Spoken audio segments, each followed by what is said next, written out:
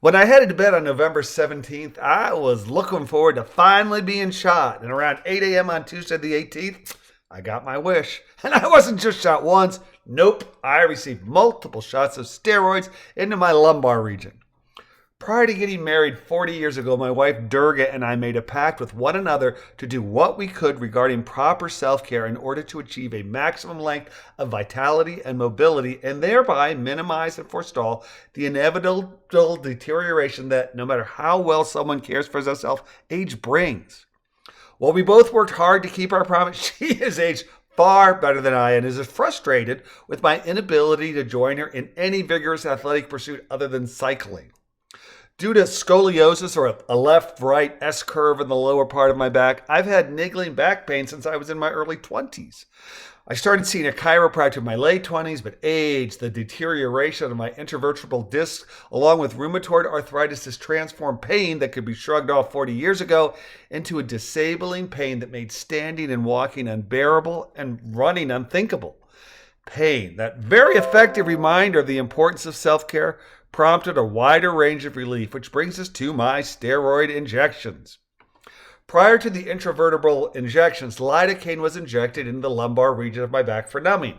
While these injections definitely stung, I experienced no pain during the actual steroid injections. The procedure was short, roughly 15 minutes, and after a brief time spent in a lobby to ensure that I did not have any adverse reactions to the procedure, my BP was checked and I was cleared to be driven home by my darling Durga.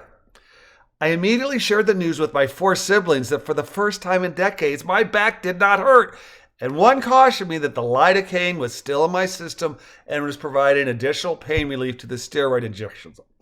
I thanked my sister for this news and followed my post-injections instructions and refrained from any rigorous activity.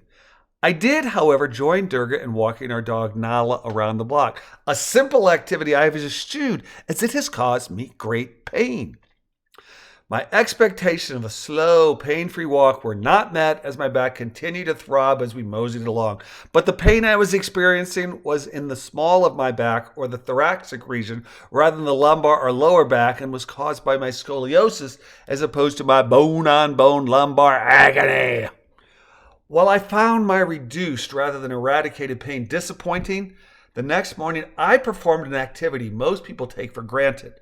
The simple task of sitting up in bed, placing my feet on the ground, and standing without any pain. None. Zero. Zilch. Hallelujah. For the last several years, rising in the morning has hurt. Sometimes a wee bit, and sometimes so badly that I've had to stifle my groans of pain for fear of awakening Durga. Today, I got out of bed, made my way to the bathroom, went downstairs, greeted Nala, let her out, and experienced no back pain. Something the vast majority of people take for granted, but something I haven't experienced in far too long.